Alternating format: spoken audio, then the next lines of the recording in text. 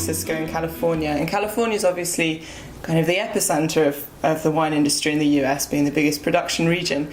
Is it still the epicenter in terms of importance as well, and is it shifting at all? Well, certainly we make the most wine, as you've said, here in the United States. But and as far as wine consumers in our country know, and frankly around the world, most people know California, right? They know the big names. They know Napa, they know Sonoma.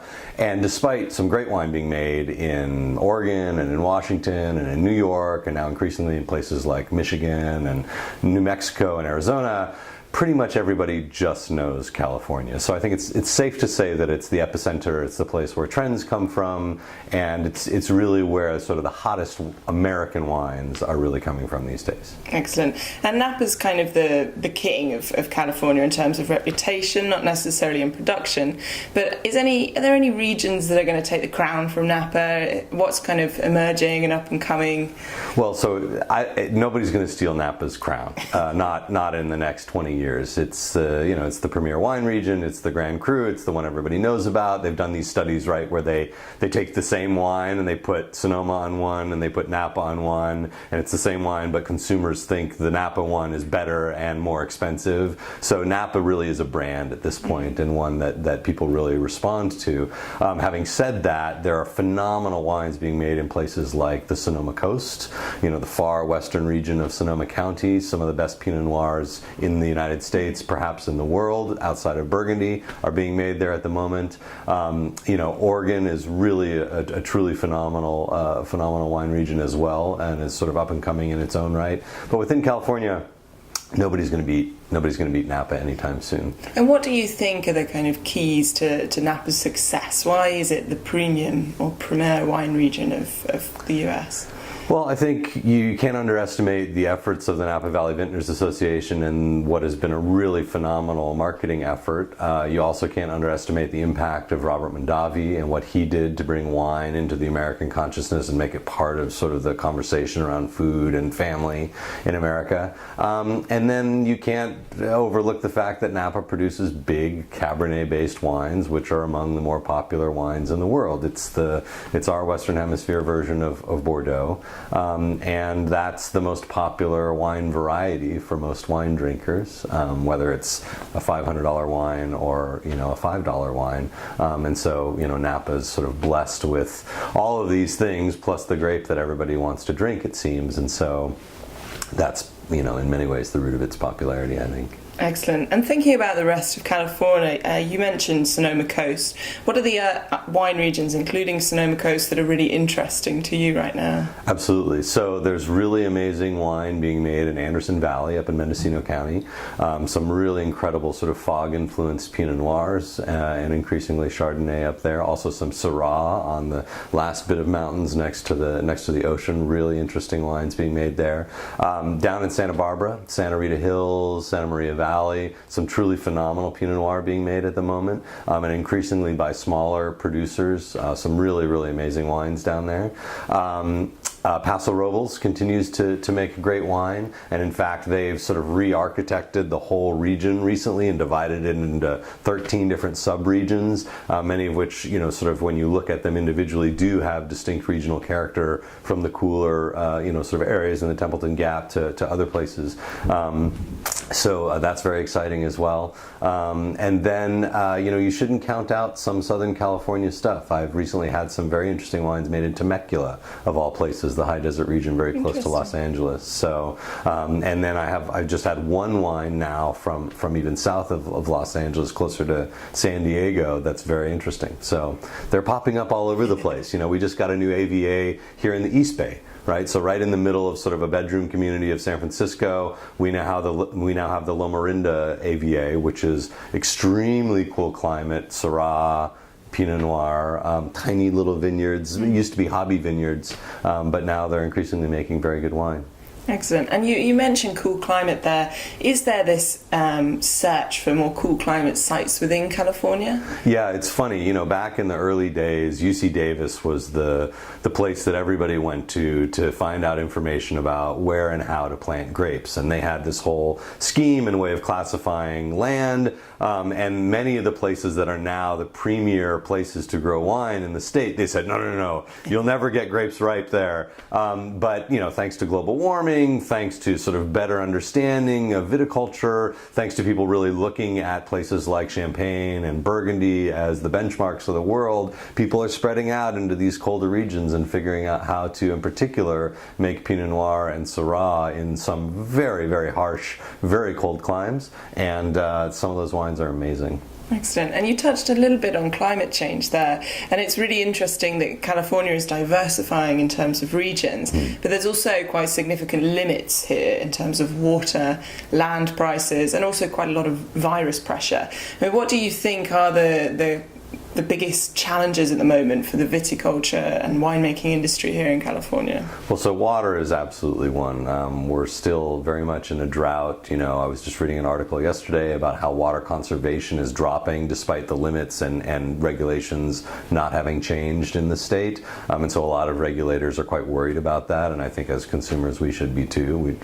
We need more water than we've got. And so that is always a concern, although typically when people are going out and establishing new vineyards, they're drilling right down and making their own wells, and so they're not sort of tying into larger sort of public installations of water. But that's certainly a concern, and I think as a result you see a lot of viticulturalists and wineries focusing more on dry farming.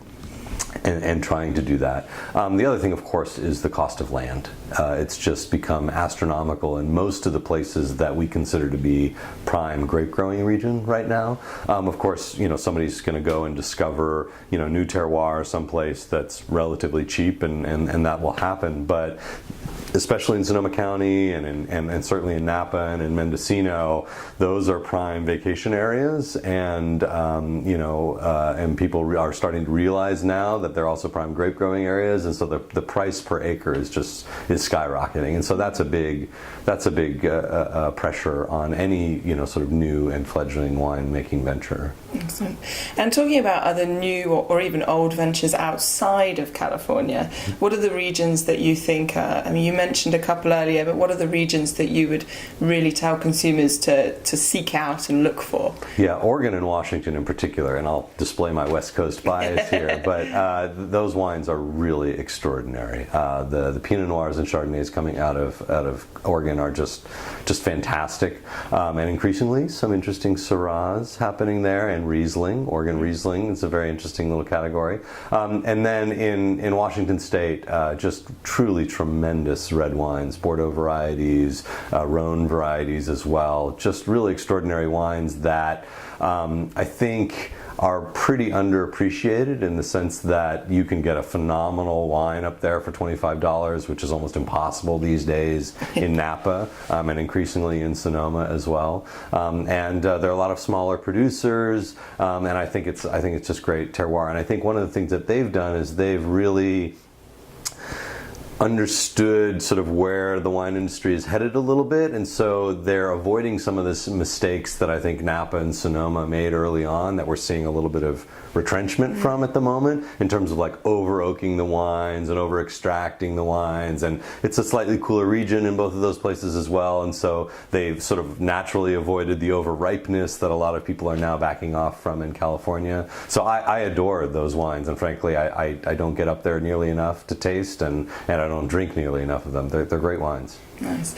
We really enjoyed our time visiting up there, and it's interesting that you touch on the kind of change of trend from over-ripeness to different wine styles. What are the kind of latest trends that you've seen in the last decade emerging, and what do you think are the future trends that we're going to see for California or the US? Well, so a lot has happened over the decade, right? So in the beginning of the decade, if we're saying we're going back to 2006, or 2007, which is just after you started your vinography blog. That's right. Yeah. So I started in 2004, and I think at that time we were really seeing the rise of what I call the estateless winery, right? So a winery, a wine label that's been started by somebody who doesn't own any vineyards, but has really decided they want to make wine. And that might be because, they've worked as an assistant winemaker someplace, or, they're just out of school and they're starting their own thing, or, maybe they're doing a major career shift and they fell in love with wine. But in any case, there was this huge explosion. I mean, literally thousands of wine labels popping up, where people were going and buying grapes and then renting space in what we call a custom crush facility and making, 1,000 cases of wine, 500 cases of wine, whatever it was going to be. And a lot of very exciting wine labels sort of popped up in California as a result of that. I think we've seen that taper off. I think, frankly, the competition has gotten pretty fierce. And so it's really hard to do that now in a way that it wasn't a while ago. And so that has tapered off, but another trend that has sort of risen in that time is sort of this backing off of the big blousy wines that characterized sort of the late 90s and the early 2000s. Some people blame Parker, some people blame rootstock. There are any number of, dozens of competing theories as to why all of a sudden we saw this rise in extraction, this rise in alcohol levels, this rise in the use of new oak. But that certainly happened, right? The wines of the late 90s and the early 2000s, could really be characterized generally as being a lot riper, a lot bigger, a lot more robust. And I think that was sort of a pendulum swing in that direction, and now we're seeing it swing back the other direction. There is, of course, people who are fanatical about low alcohol wines, and there's sort of that whole edge of that movement of people who are really looking for wines that are really, highly acidic and low alcohol. But I think in general, the mainstream is also shifting back that way and shifting towards a little more balance. It's been helped by a couple of very cool vintages, in particular 2010, 2011, and a little bit of 2013, where naturally the acids were higher and people weren't getting their fruit as ripe. And I think in some ways that proved for a lot of people that, hey, if my wine is only 14.2 instead of 14.9 or 15.1, people will still buy it, people will still like it.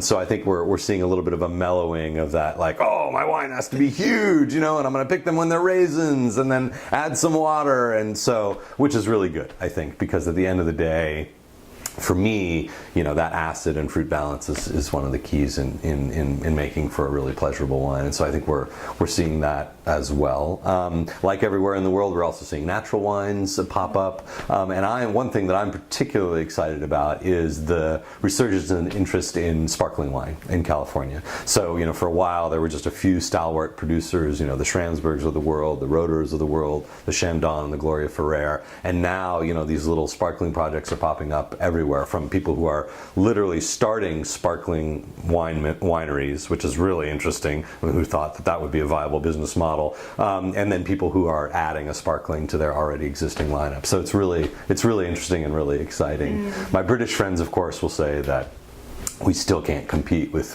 English fizz, and hopefully we'll put that to a taste test soon. But it's a really exciting trend. And I mean, talking about English fizz and the Prosecco consumption here is obviously increasing as well, like it is in England. What are US consumers drinking at the moment, and what are you drinking at home? What other wine regions around the world are interesting you? Well, when you say U.S. consumers, you always have to caveat that, because the bulk of U.S. consumers consume anywhere from 4 to 10 different wine brands, and those wine brands and those wines have not changed for 20 years. We're talking about the Turning Leaf Chardonnay, the Kendall Jackson Vintners Reserve Chardonnay, the Turning Leaf Cabernet Merlot, right? These are $7, $8 wines that people are having at chain restaurants around the United States. So that's what your average U.S. consumer drinks and thinks about, right? So when we talk about what are people drinking, I assume you're more interested in the people like me in the Bay Area, which is sort of its own little bubble in New York and Chicago, that are the wine lovers and what they're interested in. So certainly what I'm seeing, and this is true for my palate, this has always been true for my palate, and it's increasingly being true of sort of people who are real wine lovers, is a great deal of diversity, right? So for a long time, people drank Merlot, Cabernet, Chardonnay, Sauvignon Blanc, maybe a little Syrah, not much else other than that, across the United States. And then the American Rhone movement came along, and we added some Grenache to that, maybe some blends. But now people are really exploring a lot, and you're seeing this on wine lists all over California and New York, and especially all the big cities where. All of a sudden you've got, Greek wines, and you've got Sicilian wines, and you've got sort of South African wines, and you've got New Zealand, and Chile have obviously, sort of carved out pretty big niches here in the United States. But increasingly, people are interested in stuff off the beaten path, which has always been my orientation to wine. Like, the stranger, the least known variety, the better. I really just enjoy, trying and exploring different things. And I think, honestly, that's one of the greatest virtues of any wine lover, right? Sort of like, you cultivate this curiosity and the desire to try something new, because the world is, it's full of, thousands and thousands of different types of grapes. So, life's too short just to drink one grape variety. So I think that's a pretty major trend right now. And so I think people are drinking, they're drinking a lot of Etna, they're drinking a lot of Jura, they're drinking a lot of increasingly more Greek wines. South African Chenin Blanc is, super hot right now. The Loire, finally, after all these years, is, and thank you, Pascaline Nepeltier, from New York, who may have single-handedly drummed Cabernet Franc into the American sort of hipster wino consciousness. So people are really interested now in the Loire, finally, and not just for the Sancerres and the Puy-Fumés that people have known for years, but now for the Chenins and for the Cabernet Francs. So, brilliant. But I'm still drinking, crazy shit, every day, something different. Yeah, absolutely. Like a Vermentino Nero. Who knew there was a red mutation of Vermentino? But I found that the other day. I'm like, oh, this is cool. We'll try this, And part of that, I assume, part of the kind of journey that the consumer is able to make now in terms of finding different wines and finding out about them is this kind of new digital communication in wine. Vinography was one of the pioneering wine blogs. I mean, how have you seen the digital communication within the wine industry change, and what kind of directions do you see it going in the future? It's been amazing, right? So when I started my blog, there were just a handful of people writing about wine outside of the context of some official outlet, right? So there were online columns that corresponded to, major newspapers and things like that, but, very few people sort of just putting out free citizen journalism, if you will, on the web about wine. And in the 12 years since then, that's just exploded, right? There are thousands, maybe tens of thousands of wine blogs on the internet now. All generating content, and that has paralleled the rise of sort of Google as the main source of information for just about anything for everybody.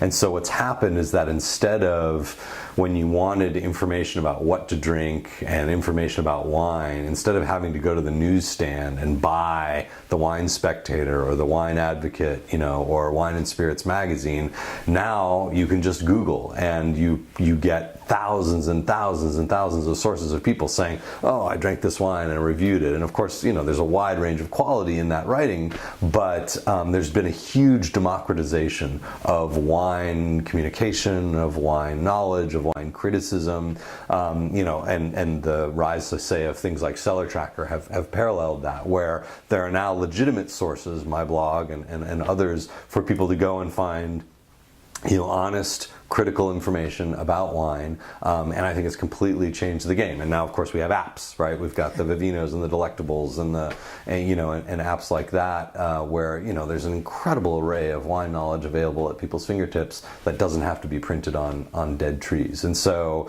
it's a total revolution, and I think you see, while they still remain very influential, you see the Spectator and Parker, their influence really waning in the wine world. And, as much as I respect their accomplishments, I think that's a good thing, right? Diversity is a good thing. And they're never going to write about some of these obscure, the Spectator has probably written about Jura wines now, but that wouldn't have been on their radar because it wouldn't have appealed to their fairly narrow sort of traditional readership. But now it's everywhere, and so you find it everywhere.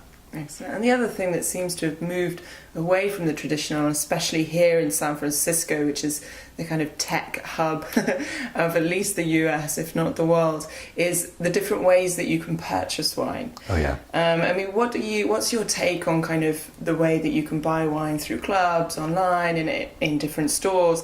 How do you buy your wine? So most of my wine I buy online. So, one of two ways. I'm on some mailing list, either directly with the winery or with some producer, with some retailer like Garagiste in New York, in Seattle, or Crush in New York, and they send out their emails, and I say, oh yeah, I want some of that, or I want some of that. Or I'm searching for a wine, and I go onto winesearcher.com and say, oh, where can I find more of this Vermentino Nero? And boop, there it goes. There's a retailer in Chicago, and I go onto their website and I buy it. I mean, that's essentially how I buy my wine. The number of bottles I've bought in a retail location, like walking into a shop in the last year, is probably less than 5. Sometimes I'm even using an application called Banquet, created by the Delectable people, and I use this mostly at work. Sometimes we give bottles of wine to clients at work, and so I'll just find something on Banquet and it'll get delivered in 1 hour to my office. Now that's usually from a retailer, but it's all done completely through an app. So I think it's great. And then clubs, not something I've ever been interested in, mostly because I think they're generally bad value. Like, you go and find better wines by building a relationship with your local wine merchant. But clearly they appeal to people. Club W, which is now Wink or something like that. They're popping up all over the place, and I'm quite supportive of them in the sense that they're a really great way of getting people out of the ruts of drinking those just same varieties and exposing them to new wines, and people really seem to like it. So I certainly can't cast any aspersions at those. I think they're turning lots of people onto wine in ways that those people might not have discovered otherwise on their own. Absolutely. And my last question is based on your own experience and interest in kind of wine travel. If you were to pick a favourite wine region to visit, or one that you're very keen to visit, where would you like to go right now? So the places on the top of my list to visit are Corsica, Sardinia, and the Canary Islands. So I'm really interested, and they're all islands, right? So I'm very interested in sort of that volcanic island-based winemaking, and the wines that I've had. I mean, I tend to drink quite a bit of Corsican rosé, and the wines that I've had from the Canary Islands are great. And I want to see those like black lava craters where they grow the vines in the Canary Islands. It looks amazing. So those are on the top of my list to visit. In terms of favorite ones to visit, I love wineries I love wine regions rather that have a combination of natural beauty, culture, and the sort of the wine itself being very good. And so sort of the places that really sort of ring all those bells for me are Austria. You've got Vienna, and this incredible cultural city, and you've got grapes growing right in the city limits, and then the Wachau is not far away, and just incredible Riesling. And so I love Vienna and Austria. South Africa, it's just, amazing sort of culture, incredibly beautiful. Like, the view out of the French Hook Valley, is like, I could just sit there for years and just look at the view, and thankfully the wines are also great. Excuse me. And Portugal also just sort of rings those bells in terms of Lisbon and Porto, and beautiful cities, incredible food culture, and the Douro, like, it's amazing, just beautiful, beautiful region. And the red wines coming out of there, the still red wines as opposed to the ports, are phenomenal right now. So those are a couple examples of places that if anybody said, hey, I don't have unlimited funds, where should I go? And I guess I should add New Zealand to that list as well. Also, just natural beauty, great wines, wonderful people. So the amazing thing, as you're learning, I'm sure, or knew even before you started, is that wine country everywhere is just fantastic. It doesn't matter where it is. So wine is a great thing. And it's limitless. Yes, it is. You'll never get to the bottom.